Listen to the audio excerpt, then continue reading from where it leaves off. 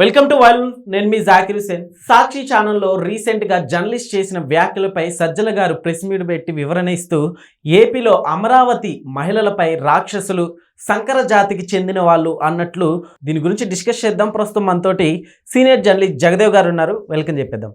Hi sir, నమస్తే. నమస్తే Zakir. So రీసెంట్గా చూసుకుంటే జర్నలిస్టు చేసిన వ్యాఖ్యలు కావచ్చు, యాంకర్ గారు చెప్పిన తీరు కావచ్చు, ఇప్పుడు దాన్ని వివరణ ఇవ్వడానికి ప్రెస్ మీట్ ముందుకు వచ్చిన సజ్జల గారు కూడా సో ఇలాంటి కామెంట్స్ అసలు ఎవరైనా ఎక్స్పెక్ట్ చేసి ఉంటారా సార్? అదే అంటే నేను చాలా సందర్భాల్లో చెప్పానండి, వాళ్ళ అనుభవం పాటి వయస్సు కూడా నాకు ఉండదేమో.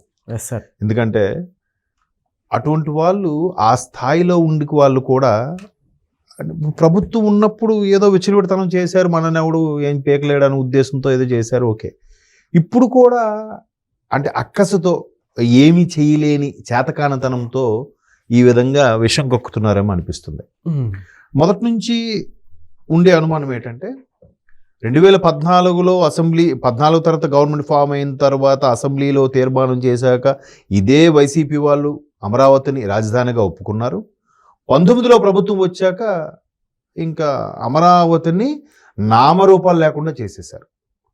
ఎంత దారుణం చేసేసారంటే మొన్న ప్రభుత్వం 2024 జూన్ 4 రిజల్ట్ వచ్చే సాయంత్రం వరకు కూడా దాన్ని ఒక బహిర్భూమిగాను ఎక్కడికెక్కడ పడేసి చెత్తలు పడేసి ఊరికి అంటే అసహ్యంగా చేసేద్దామని, అంటే ఆ కడుపు మంటతో చూసారా జనవేదిక ఇది ఉండదు కూల్చేసి, అంటే ఏంటి అది ఆ రాక్షసంగా ఆలోచించే తత్వం ఏంటో మనకు అర్థం అవ్వదు.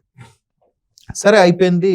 మరలా చంద్రబాబు నాయుడు గారు ప్రమాణ స్వీకారానికి బాబు గారిని ఆహ్వానించడానికి వెళ్ళే ముందే, ఇంకా ప్రమాణ స్వీకారం అవ్వకముందే ముందే దాన్ని ప్రక్షాళన చేయండి అని చెప్పి వెళ్ళాడంట ఆయన. అంటే అంత దారుణంగా తయారు చేశారు. సరే తయారు చేశారు. తయారు చేసిన వాళ్ళు అదే రీజన్లో ఎందుకు మీరు ఇల్లు కట్టుకుని ఉండాలి?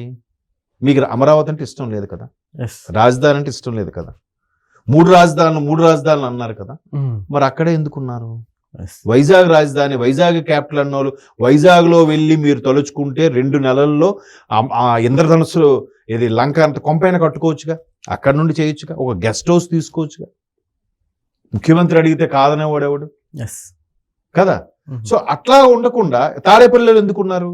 కేవలం చంద్రబాబు నాయుడు గారికో లేదా కూటమి ప్రభుత్వంకో పేరు వచ్చేయకుండా ఉండడం కోసమే ఈ కాన్సెప్ట్. పేరు వచ్చేస్తే మనకు ఎవడు నెక్స్ట్ ఏం చేస్తారు, ఏదో చేయాలి.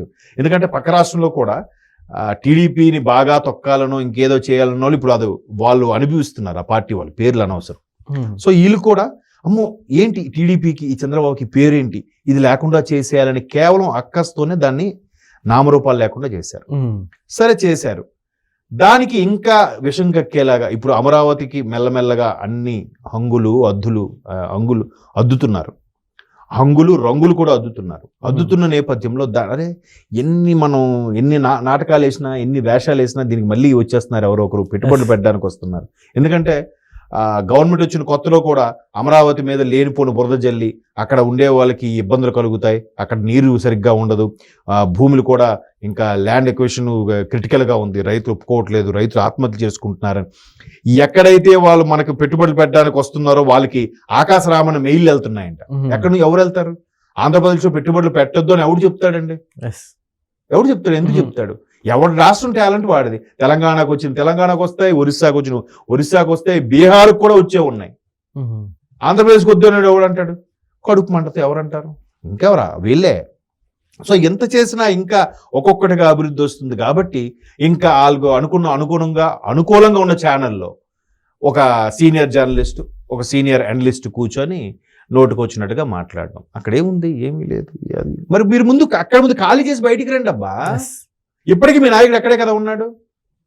ఏ so called senior journalist, so called analyst ఎదురు కూర్చొని డిస్కస్ చేసుకున్నారో అక్కడ ఉండే వాళ్ళు ఒక ఇది వేశ్యల కొంప ఏదో వేశ్యలుగా ఉండే అమరావతిలో ఉందని ఏదో వ్యాఖ్యానించారంట. మరి అలా వేయించినప్పుడు ఆ పరిధిలోనే ఎందుకున్నాడు మీ నాయకుడు? అక్కడ వెళ్ళి ఖాళీ చేసేసి హైదరాబాద్ వచ్చామనండి, సేఫ్గా ఉంటాడు. లేదంటే వైజాగ్ వెళ్ళిపోమనండి, అది నచ్చదప్పుడు. మరి అక్కడ ఎందుకున్నాడు మీ నాయకుడు? మీరు ఇలా కామెంట్స్ చేశారు, మీకేదో అంటే ఇంకా ఎన్ని చెప్పినా అది అన్ని సమకూరిపోతున్నాయి అమరావతికి అనే కడుపు మంటతో మాట్లాడారు. సరే, మీ ఎథిక్స్ లేవు, మీరు మంట కలిపి పక్కన పెట్టారు అనుకుందాం. దానికి మరలా సజ్జల గారు ఒత్తాసు పలుకుతూ ఎవరు తానేటి వనిత గారు మాజీ మంత్రి ఆవిడ కూడా వ్యాఖ్యలు సబబైనవే అని అనడం, ఈయన సజ్జల గారు ప్రెస్ మీట్ పెట్టి వాళ్ళు రాక్షసుల పిశాచాల లేదంటే సంకరజాత అనడం. అంటే ఏదో చెప్తున్నాను కదా, వీళ్ళకి ఎవరు గైడెన్స్ ఇస్తున్నారో ఎవరు మాట్లాడమని చెప్తున్నారో తెలియదు కానీ నోటుకొచ్చినట్టు మాట్లాడారు. సార్ ఇప్పుడు సజ్జల గారిని కూడా జైలుకి పంపించే ఛాన్స్ ఏమన్నా ఉందంటారా? జైలుకి వెళ్ళే ఛాన్స్ ఏమండి? జైలుకి వెళ్ళినా కూడా వాళ్ళు సిగ్గుపడుతున్నారా, ఫీల్ అవుతున్నారా చెప్పండి? అరెస్ట్ అవుతారు, అరెస్ట్ అవ్వబోతున్నారు. రాత్రి మేబీ ఇవి కానీ తీవ్రతరం అయితే, ఎందుకంటే జర్నలిస్ట్ అసోసియేషన్ కూడా ఆల్రెడీ దీని మీద తీవ్రంగా స్పందిస్తుంది. ఎందుకంటే తోటి జర్నలిస్టులు అయ్యుండి అక్కడ ఉండే ప్రజలందరినీ, అమరావతికి చెందిన ప్రతి మహిళను కూడా ఆ విధంగా కించపరిచేలా మాట్లాడడం ఎంతవరకు సబబు? తోటి జర్నలిస్టులే, ఏది లైవ్ లో ఉన్న రిపోర్టర్సే మండిపడుతున్నారు సజ్జల గారి కామెంట్స్ గురించి. కానీ ఆ ఛానల్లో మాట్లాడిన ఆ ఉద్దండులైన సీనియర్ జర్నలిస్టులు ఇద్దరు, ఒకరు అనలిస్టు ఒకరు జర్నలిస్టులు, వాళ్ళు అంటే చెప్తున్నాను కదా, వాళ్ళ ఎక్స్పీరియన్స్ అంత లేదు నా అనుభవం, సారీ వాళ్ళ అనుభవం అంత లేదు నా వయసు, వాళ్ళు అంత విజ్ఞతతో మాట్లాడుతుంటే మనం ఇంకేం చెప్తాం? తోటి మిత్రులందరూ ఖండిస్తున్నారు. సో ఖండించినప్పుడు ఖచ్చితంగా కేసు ఫైల్ అవుతుంది, అరెస్ట్ చేసినా చేయొచ్చు, ఈ రాత్రికి అయితే అరెస్ట్ అవ్వచ్చు. కానీ వాళ్ళు ఎలా ఫీల్ అవుతారు? అరెస్ట్ అయితే ఏదో గాంధీ మహాత్ముడు స్వాతంత్ర సమరంతో అరెస్ట్ అయ్యాడు ఎలా తీసుకెళ్తున్నారు? కక్ష సాధింపు, సానుభూతి, మళ్ళీ దానికి రెడీగా ఉంటారు. ఒకడు వెళ్ళి జైల్లోకి వెళ్ళి మళ్ళీ పలకరించడానికి. మొన్న గంజాయి బ్యాచ్కి వెళ్ళి పలకరించారుగా. గంజాయి బ్యాచ్ ని పలకరించడం ఉద్దేశం ఏంటండి? తప్పుడు పనులు చేసే వాళ్ళని పలకరించడం ఏంటి? అరే నువ్వు చేసే తప్పు కాదు, నువ్వు ఇలాగే చెలరైపో, నువ్వు ఇలాగే గంజాయికి బానిసైపో, కొన్ని వందల కుటుంబాలు నాశనం చేసే చెప్పడమా? వాళ్ళని ఎంకరేజ్ చేయడంలో ఉద్దేశం ఏంటండి? కాకపోతే ఈ అరెస్టులు గిరెస్టులు అవుతాయన్నా కూడా వాళ్ళు ఫీల్ అవ్వట్లేదు. వాళ్ళు కనీసం గిల్టీ ఫీలింగ్, పశ్చాత్తాపం వరకు వెళ్ళక్కర్లేదు, గిల్టీగానే ఫీల్ అవ్వచ్చు కదా. ఇది ఖచ్చితంగా మేము ఉద్దేశపూర్వకంగా అనేది కాదు, కేవలం ఏదో అన్నాం కూడా చెప్పట్లేదే. ఇప్పుడు అదే కదా షర్మిలా గారు కూడా అన్నది, ఆ ఛానల్లో ప్రసారంలో ఛానల్ హెడ్ ఎవరైతే ఉంటారో వాళ్ళకి బాధ్యత ఉంది, ఎవరైతే టంగ్ స్లిప్ అయ్యారో వాళ్ళకి బాధ్యత ఉంది. ఇప్పుడు ఏమంటారు? మీరు ఎంతకన్నా దారుణంగా మాట్లాడారు, మీరు మాట్లాడలేదా? ఇలా మాట్లాడతారు. ఏం చెప్తాను చెప్పండి? అమరావతి రైతు కూలీల నుంచి, రైతుల నుంచి, అక్కడ ఉండే స్థానిక ప్రజల నుంచి, అటు ఇచ్చాపురం నుంచి ఇటు తిరుపతి వరకు ఎన్ని కాలినడకలు చేయలేదు, ఎన్ని ర్యాలీలు చేయలేదు, ఎన్ని దేవుళ్ళు మొక్కలేదు. ఆ మొక్కుని ఫలితమే కదా మొన్న 11కి పరిమితం అయిపోయింది. అంతమంది ఉసురు ఎక్కడికి ఎట్టిపోతుంది చెప్పండి? కాబట్టి ఆ అరెస్టులు గిరెస్టులు అయినా కూడా వాటి మీద నాకైతే నమ్మకం లేదు. అరెస్ట్ అయినా కూడా మళ్ళీ వెంటనే ఒక 2 రోజులు 3 రోజులు బెయిల్ వచ్చేస్తుంది. మళ్ళీ బయటికి రాగానే నన్ను కక్ష సాధింపు అరెస్టు చేశారు, నేను అన్న మాట తప్పేమైనా ఉందా? ఇలా మాట్లాడదు వెంటనే దానికి తందాంతాన చెక్కలు బదించేసేవాడు వరుసగా ఒక 10 కామెంట్లు. ఇంకేం మాట్లాడతాం చెప్పండి? కాబట్టి అలా మాట్లాడిన అందరికీ శతకోటి వందనాలు. అది వాళ్ళ విజ్ఞతకే నమస్కారం. ఓకే, అది ఓకే సార్, థ్యాంక్ యూ.